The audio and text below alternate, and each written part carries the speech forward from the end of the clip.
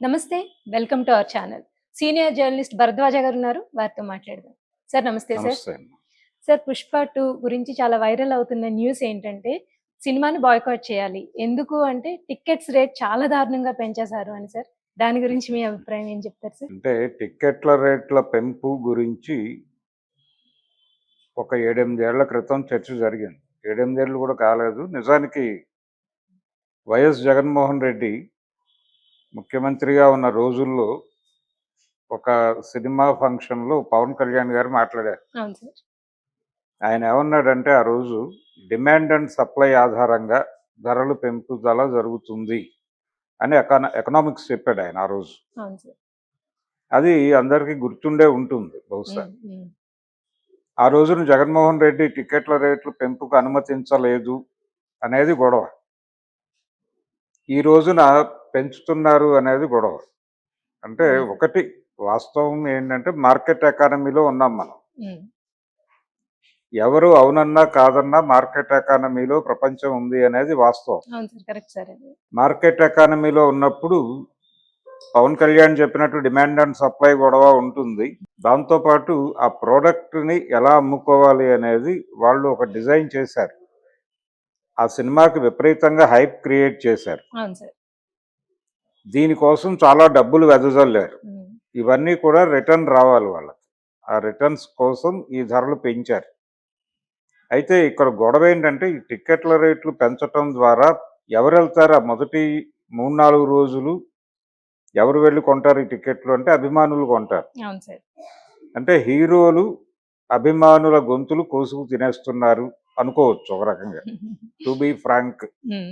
మాట్లాడదలుచుకుంటే వాళ్ళు ఈ టికెట్లు కొనటానికి ఏమైనా చేయొచ్చు. ఆ డబ్బులు సంపాదించటానికి ఏ పనైనా చేయొచ్చు. అంటే ముఖ్యంగా యూత్ సార్ కదా సార్. హ్మ్. యూత్ అండి. ముఖ్యంగా యూత్. అదే యూత్ వాళ్ళ మూడ్‌లో ఉన్నప్పుడు హ్మ్. ఏదైనా చేసి ఆ డబ్బులు పట్టుకెళ్ళి అక్కడ అవును. టికెట్ కొంటారు. అవును సార్. ఇలా ప్రేరేపించటం అంటే హ్మ్. ప్రొడక్ట్‌కి ఒక క్రేజ్ క్రియేట్ చేయటం ద్వారా వాళ్ళని అట్రాక్ట్ చేయటం. హ్మ్. ఇదంతా ఒక డిజైనింగ్‌లో జరుగుతోంది. ఒక మార్కెట్ డిజైన్. హ్మ్. తద్వారా వీళ్ళ టార్గెట్ ఏమిటి? 2000 క్రోర్ క్లబ్‌లోకెళ్ళాలి ఈ సినిమా అనేది వీళ్ళు అనుకుంటున్నారు. హ్మ్. అందులోకి రీచ్ అవ్వటం కోసం ఈ కష్టాలు.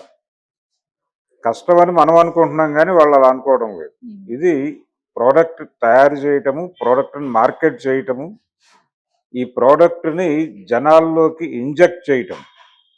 ఇది చాలా ట్రాక్ట్‌ఫుల్‌గా జరుగుతుంది.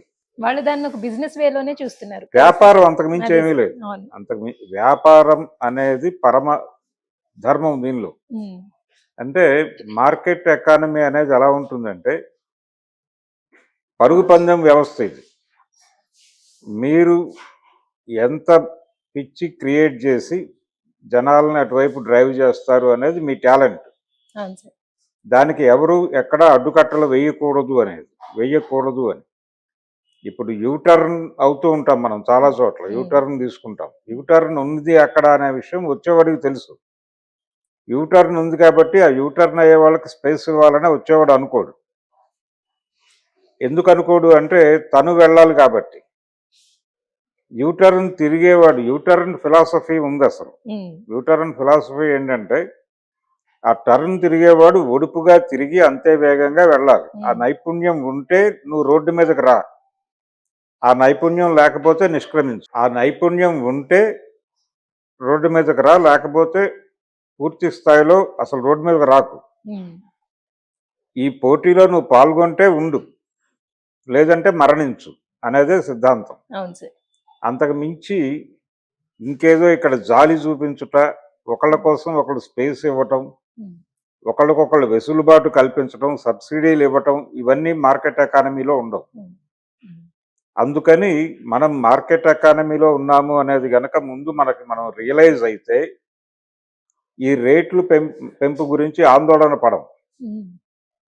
అయితే మనం ఇంకా దీనిలోకి రాకపోవడం వలన చాలామంది ఏంటి రేట్లు అని కంగారు పడుతున్నారు కానీ హ్మ్. నిజానికి ఇది ఒక ప్రాసెస్‌గా జరుగుతోంది మన జీవితాల్లో. ఈ ప్రాసెస్ అనేది చాలా హై లెవెల్‌కి తీసుకెళ్ళిపోయింది. ఈ రోజున ప్రతి మనిషి కనీసం రోజుకి ఇంత ఖర్చు పెట్టకపోతే కుదరదు. అవును సార్. ఇంత ఖర్చు పెట్టి తీరాలి. ఆ ఖర్చు పెట్టడానికి అవసరమైతే గవర్నమెంట్ సబ్సిడీలు రకరకాల పథకాలతో మీ అకౌంట్‌లో డబ్బులేస్తారు. హ్మ్. ఆ డబ్బులు మీరు మార్కెట్‌లోకి వెయ్యాలి. ఇది ఒక నిరంతర ప్రక్రియగా జరుగుతోంది. అందుకని గతంలో ఒద్దికగా కాపురాలు గడుపుకునే వాళ్ళం మేము. రూ. 300 సర్దుకుని బతికేవాళ్ళం. ఈ మాటలన్నీ ఇదివరకు మాట్లాడేవాళ్ళు 90కి ముందు. ఏది ఇండియా ఎకానమీలోకి అంటే నూతన ఆర్థిక సంస్కరణలలోకి భారతదేశం రాకముందు నాటి పరిస్థితి అది. హ్మ్. ఈ రోజున రేట్లు ఎలా ఉన్నాయి అంటే హీరోల రెమ్యూనరేషన్లు కూడా అల్లు అర్జున్కి 300 కోట్లు అని ఒక ప్రచారం జరుగుతోంది. ఓహ్! హీరోకి 300 కోట్లు, డైరెక్టర్కి ఇంకొన్ని కోట్లు, కనీసం 200 కోట్లు ఇలా ఇచ్చుకుంటూ పోతే హ్మ్. ఆ సినిమా ప్రొడక్షన్ ఎంత అవుతుంది, అవును సార్. ఎంత రాబట్టాలి అనేది గొడవ. హ్మ్. అందుకని ధరలు తగ్గాలి అనేది పాత డిమాండ్, హ్మ్. ధరలు పెరగాలి అనేది కొత్త డిమాండ్గా తయారైపోయింది. పైగా దీనికి చాలామంది ఏం చెప్తున్నారంటే ఒక మోటివేషన్ ఉండాలా అంటే రూ. 1000 రోజుకు సంపాదించాలి కనీసం అనే ఒక మోటివేషన్ ఉండాలి ప్రతి ఒక్కడికి. హ్మ్. ఆ మోటివేషన్ లేకపోతే పరుగు పందెం వ్యవస్థలో వాడు పనికిరాడు. హ్మ్. ఏదో ఇంత తిని పడుకుంటాను అనేవాడితో మాకు అవసరం లేదు. వాడు ఏదో ఒకటి చేసి డబ్బులు సంపాదించి మార్కెట్లో ఖర్చు పెట్టాలి. అంటే ఏదో ఒక బిగ్ రెస్టారెంట్కి వెళ్ళాలి, లేకపోతే టూరిజం ఎక్కడికో చోటకు ఒక ప్యాకేజ్ బుక్ చేసుకుని వెళ్ళాలి. ఇది జరుగుతూ ఉండాలి నిరంతర ప్రక్రియ. హ్మ్. లేకపోతే ఎకానమీ డిస్టర్బ్ అయిపోతుంది. ఈ గందరగోళంలో ఉన్నాం మనం. ఈ గందరగోళంలోకి సినిమా పరిశ్రమ కూడా ప్రవేశించింది. ఓహ్! హ్మ్. ఆ ప్రవేశించడంతో ఈ టిక్కెట్ల రేట్లు పెంపు హడావిడి చూస్తున్నాం మనం ఇప్పుడు. హ్మ్. హ్మ్. వీళ్ళు మొదటి వారం మల్టీప్లెక్సుల్లో తెలంగాణ వరకు రూ. 580కి అమ్ముతున్నారు టికెట్లు. Okay sir. అయితే ప్రీమియర్ షోస్ ఉన్నాయి. అంటే రాత్రి 1 గంటకి పడే ప్రీమియర్ షోస్కి రూ. 1000 నుంచి డిమాండ్ను బట్టి ఓహ్! రూ. 1000 మినిమం, హ్మ్. 1000 నుంచి 10,000 వరకు అమ్మాలన్నది టార్గెట్. హుహు. కొనేవాడు కొంటున్నాడు, అదే సార్. వెళ్ళేవాళ్ళు వెళ్తున్నారు, హ్మ్. టికెట్లు బుక్ అవుతున్నాయి అనేది వినిపిస్తున్న సమాచారం. హ్మ్.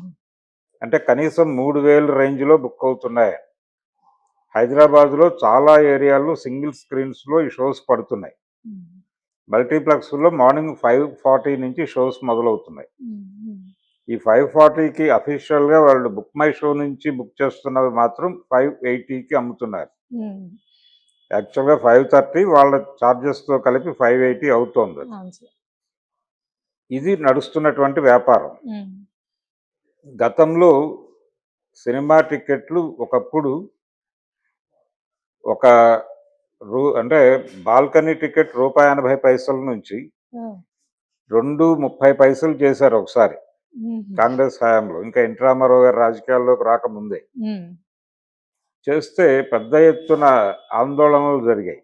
అంటే విద్యార్థులు వీధుల్లోకి వచ్చి సినిమా రేట్లు తగ్గించాలి అని, ఆ! టికెట్ రేట్లు తగ్గించాలని గొడవ చేస్తే అది రూ. 2కి సెట్ చేశారు. ఆ 30 పైసలకు తగ్గించి ఒక 20 పైసలు పెంచి. Okay sir. ఇప్పుడు అసలు ఎవరు రోడ్డు మీదకి వచ్చి ఆందోళన చేసే అవును సార్. పరిస్థితుల్లో లేరు. విద్యార్థులు ఆందోళన చేయటం అనేది వెళ్ళిపోయింది. హ్మ్. సో ఇదంతా ప్రతి ఒక్కళ్ళు దీనిలో ఉన్నారు. ఇది పెద్ద అమౌంట్‌గా ఎవడు చూడట్లేదు. చూడట్లేదు. హ్మ్. హ్మ్. కాకపోతే ఇప్పటికీ ఈ పాత దీంతో రిలేట్ అయి ఉన్న వాళ్ళకి మాత్రం ఈ రేట్లు కొంచెం భయపెడుతున్నాయి. హ్మ్.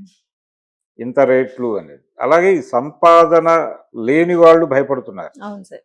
సంపాదన లేని వాళ్ళని అసలు ఎకానమీ నుంచి వాళ్ళు ఎలిమినేట్ చేశారన్న విషయం వీళ్ళకి అర్థం కావట్లేదు. హ్మ్. ఇంత డబ్బులు పెట్టి సినిమా మేము తీయమన్నామా, ఎందుకు ఇంత రేట్లు పెట్టి అమ్ముతున్నారు అనే ప్రశ్న వస్తోంది. హ్మ్.